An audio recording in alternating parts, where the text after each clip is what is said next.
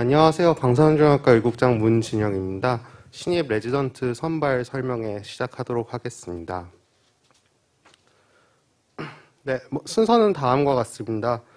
먼저 방사선종합과가 어떤 과인지 좀 생소한 분들이 많을 것 같아서 방사선종합과에 대해서 설명하고 또 왜 연세안병원이 이 방사선종합과에서도 특별한지 설명드리겠습니다. 그리고 스태프와 레지던트, 전공의 하루 일과에 대해서 설명을 드리고 Q&A가 있다면 받도록 하겠습니다. 먼저 방사선종합과는 환자에게 양질의 방사선 치료와 다학제 직류를 통해서 암 치료의 발전에 이바지하는 과입니다. 더 나아가서는 이제 차세대 의료진을 양성하는 것까지가 과의 목표가 될 것 같습니다. 방사선 치료는 이제 암 치료의 3대장이라고 흔히 얘기하는 방사선 치료, 그리고 수술, 항암 치료 이 세 가지 중에서 이제 한 축을 맡고 있고, 교과서적인 정의로는 이제 이온화된 방사선을 통해서 악성의 신생물들을 치료하는 것이라고 정의가 되어 있습니다. 다른 과들과 비슷하게 저희 과에서도 환자 면담, 치료 설계, 방사선 치료, 그리고 치료 예후를 팔로우하는 것까지 이러한 순서대로 환자를 보고 있습니다. 그렇다면 어떤 역할을 하는지에 대해서 이제 조금 설명을 드리겠습니다. 예전에는 이제 흔히 고식적인 목적이라고 해서 4기 말기의 암 환자에 대해서만 통증 완화라든지 출혈을 막아주는 목적으로만 사용을 한다고 알고 계시는 분들도 있는데, 현재는 이를 넘어서 1기에서 3기까지 두경부암이라던가 이런 데서는 완치 목적에 근치 목적으로 수술 없이 방사선 치료 또는 항암 치료만을 암을 없애기도 하고, 또는 수술 전 또는 수술 후로 보조 목적으로 방사선 치료를 하기도 하는 굉장히 중요한 역할을 방사선 치료가 맡고 있습니다. 암 치료의 모든 단계에 방사선 치료의 역할이 있다고 할 수 있고, 미국 같은 경우는 전체 암 환자에서 약 50% 정도가 방사선 치료를 받는 것으로 추산되고 있고, 국내에선 약 30%가 받는 것으로 추정되고 있어서 더욱더 늘어날 것이라고 생각을 할 수가 있겠습니다. 실제로 방사선 치료 받는 환자 수는 연평균 약 6에서 7% 정도 매년 상승 중인 추세입니다. 방사선 치료의 역할이 그리고 최근에서는 이제 기술이나 다른 과와의 협업을 통해서 더욱더 넓어지고 있습니다. 오른쪽 위에 타임지에 실린 논문을 보시면은 이뮤노테라피라고 해서 이제 항암 치료에서 가장 핫한 분야인데, 이 이뮤노테라피를 이제 올리고메타스테틱 세팅에서 우리가 SBRT라는 치료를 해주게 되면은 서로의 시너지즘이 있는 것으로 널리 알려져서 이런 면역 치료와 시너지를 일으킬 수 있는 방향으로 역할이 넓어지고 있고, 왼쪽에는 이제 벤트리큘러 타키카디아 환자에서 이 타키카디아를 일으키는 리전을 찾아가지고 그 부분에 방사선 치료를 하게 되면은 이런 타키카디아도 해결할 수 있다는 비나인 목적으로에도 방사선 치료가 점점 더 확장이 되고 있습니다. 왼쪽 아래는 이제 흔히 요새 인공지능과 딥러닝이 굉장히 핫한 주제인데, 실제로도 저희 과에서 노멀 오겐 같은 경우는 딥러닝을 이용한 컨투어링을 통해서 의사의 역할을 도와주는 목적으로 사용을 하고 있고, 2차 병원이나 제약회사 쪽에서도 다양한 영역으로 저희 과의 범위가 확대가 되고 있습니다. 그렇다면 왜 연세안병원이 특별하냐라고 말씀드리자면은, 먼저 한국방사선종합에 저희 병원이 가장 선구자 역할을 했다고 할 수 있겠습니다. 1922년에 우리나라에서 처음으로 이제 닥터 호프릭에서 이제 살코마 환자에서 포스토발티를 했다는 기록이 첫 번째로 남아 있고, 그 연표를 따라 보시게 되면은 저희 병원에서 거의 우리나라에서 최초의 그런 장비들과 최신의 장비들을 사용해서 현재 2022년 카보나이온 저기 중입자 센터 크게 짓고 있는, 이제 다 지어서 이제 내년에 오픈을 준비하고 있는데, 거기까지 이르기까지 선구자 역할을 했다고 할 수 있겠습니다. 중입자 치료센터 같은 경우는 내년도 3월 치료를 목적으로 하고 있고, 이외에도 라이낙, 사이버나이프, 토모 장비들을 통해서 우리나라에서 가장 최신의 그리고 업데이트된 치료를 하고 있다고 할 수 있겠습니다. 또한 강남 세브란스에서 작년에 이제 MR라이낙이라는 CT 기반이 아닌 MR라이낙에 굉장히 정밀하고 리얼타임에 치료를 할 수 있는 장비를 도입을 했습니다. 이 대해서 간단하게 영상을 조금만 보여드리도록 하겠습니다. 치료실에서 실제로 치료를 하는 영상을 일부 발췌를 해왔는데요. MRI와 기존의 플래닝 시뮬레이션을 했던 CT와의 관계를 맞추는 과정입니다. 이 환자는 이제 간에 있는 종양을 치료를 하고자 하고 있습니다. 그래서 치료실에서 MR을 찍어서 부위를 CT랑 이번에 찍은 MRI의 위치 관계를 파악을 해서 지금 치료를 하고자 하는 부위가 우리가 치료를 계획한 부위랑 일치하는지를 확인하는 과정입니다.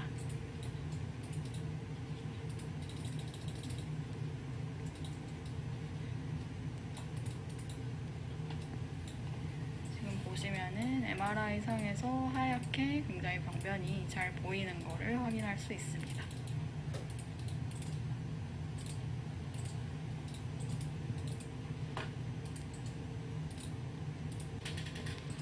방금처럼 이렇게 잘 CT에서는 보이지 않던 병변도 MR을 통해서 잘 확인을 하고 정확하게 우리가 치료를 할 수 있고, 실제로 이제 간이나 폐 같은 장기는 숨을 쉼에 따라서 움직이게 되는데, 이 실시간으로 움직이는 장비를 MRI를 통해서 보면서 이 환자가 위험하게 숨을 쉬진 않는지, 우리가 좀 치료가 잘못 들어가고 있는지 확인을 하면서 치료를 할 수 있는 이런 장비가 들어와서 실제로 사용하고 있습니다. 또한 중입자치료센터 같은 경우는 사진은 이제 종사가 다 완료되기 전에 이제 왼쪽은 치료실 겐트리의 사진이고, 오른쪽은 실제로 카본 아이온이 만들어지는 중입자가 이제 돌아가는 입자 가속기입니다. 현재는 공사가 다 완료돼서 내년도 3월을 치료 시작을 목표로 빔 QA 등을 준비를 하고 있고, 내년도에 이제 신입 전공의 선생님들이 들어오게 되면은 국내 유일의 카본 아이온 테라피를 경험을 하면서 수련을 받을 수 있는 굉장한 특혜가 있을 것 같습니다.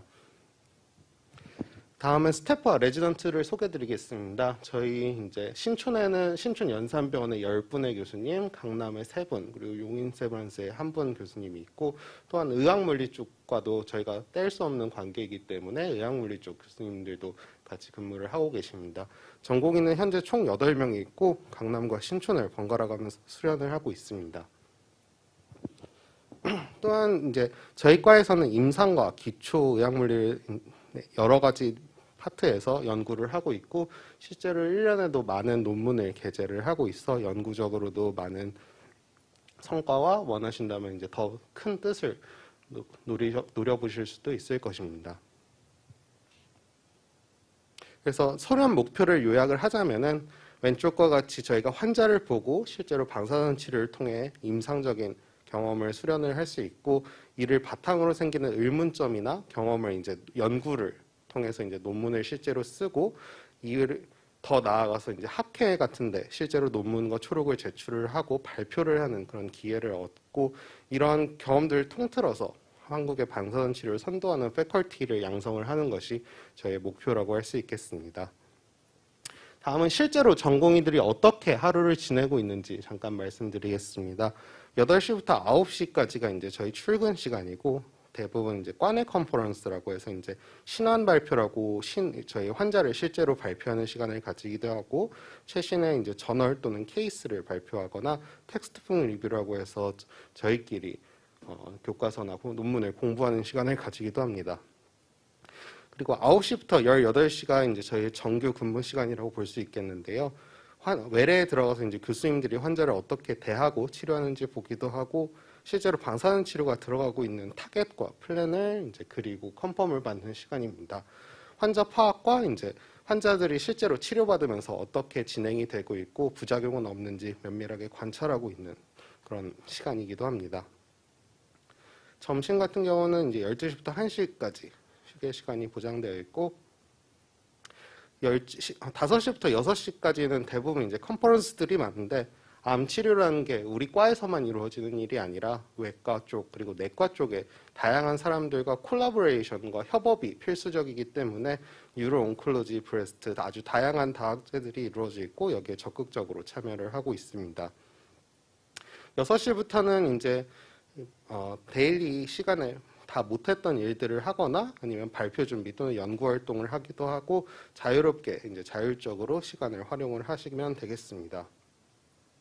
그래서 저희 방사선종합과 전공의 하루 브이로그를 만든 게 있는데, 이 또한 잠깐 보여드리도록 하겠습니다.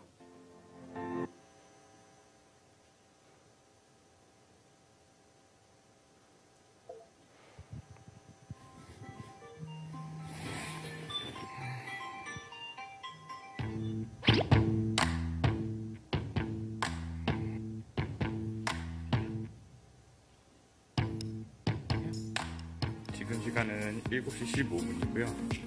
출근하고 있습니다. 저희는 병원에서 자는 당직이라는 게 없기 때문에 매일매일 집에서 출근을 한다고 보시면 됩니다.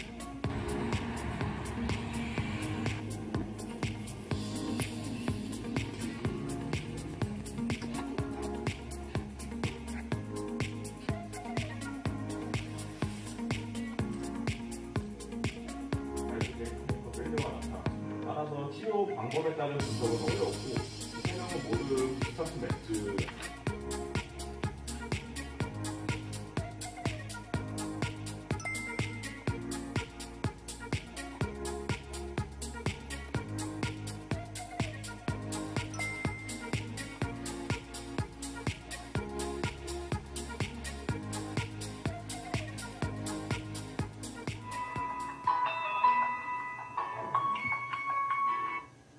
네, 방사선조합과입니다. 콤빔시티가 잘 안 맞는다고요? 사이즈가 좀 준 것 같다고요? 네네, 가서 볼게요. 저는 지금 콤빔시티라는 것을 확인하러 가고 있습니다.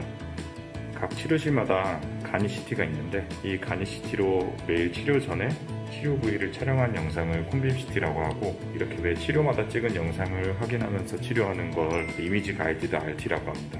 이 콤빔시티를 통해서 전날에 비해 해부학적으로 달라진 것은 없는지, 종양 크기가 많이 줄지는 않았는지 확인을 합니다. 해부학적으로 위치가 바뀌었거나 종양 크기가 많이 줄었을 때는 지금처럼 전공의에게 연락을 해서 이 콤빔시티를 확인하는 과정이 필요합니다. 안녕하세요. 네, 안녕하세요. 잘 안 맞는 게 어디예요? 이 범위 안에는 다 들어와서 느낌이 안 좋고. 네.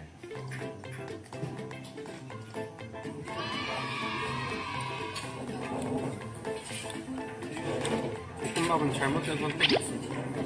뭔가 쭈꾸미와 미나리가 들어가 있을 줄 알았는데 쭈꾸미와 미나리가 헤엄쳐. 네.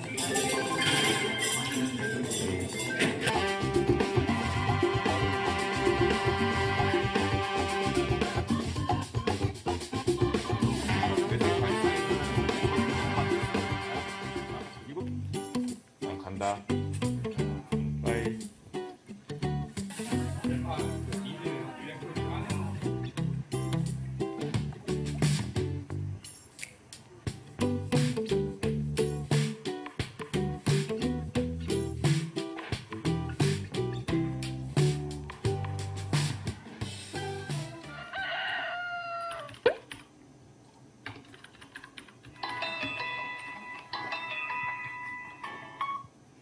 네, 방사선조합과입니다.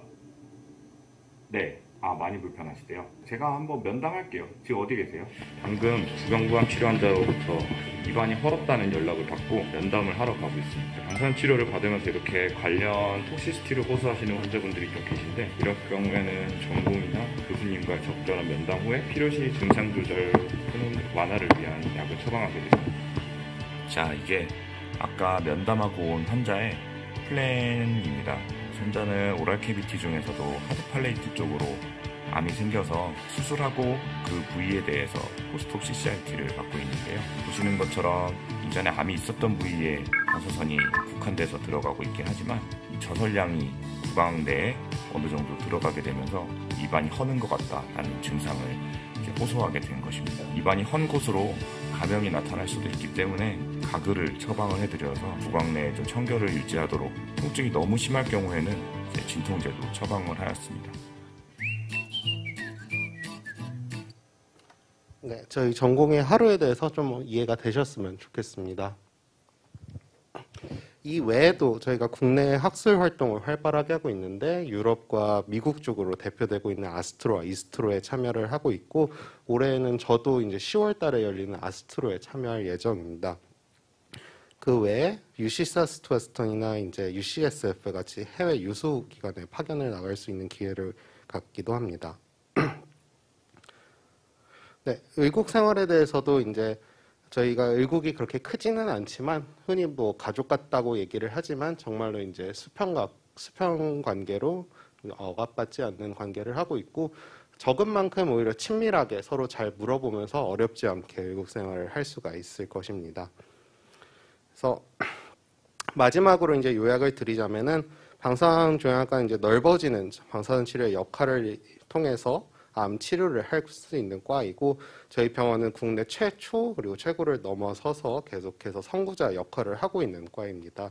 저희 전공의가 된다면은 다양한 임상 연구 발표를 아우르는 트레이닝과 카보나이온 테라피 치료 경험을 쌓을 수 있고 이를 통해서 방사선 치료를 선도하는 패컬티가 될 수 있을 것입니다. 그래서 영산병원 방사선정외과의 미래가 매우 밝고 지원하는 여러분들의 것이라고 말씀을 드리고 싶습니다. 저희 컨택트 인포는 다음과 같고 이제 혹시 이 자리에서나 아니면은 더 하기 힘들었던 질문들은 이 연락처로 편하게 물어보시면 될 것 같습니다. 감사합니다. 금방 말씀드린 대로 이렇게 화면에서도 안내되고 있듯이 방사선 정형외과에 또 많은 관심이 있으신 분들은 개별적으로 또 연락을 주셔가지고 내년도 지원에 많이 성원을 보내주셨으면 좋겠습니다. 네, 설명 감사합니다.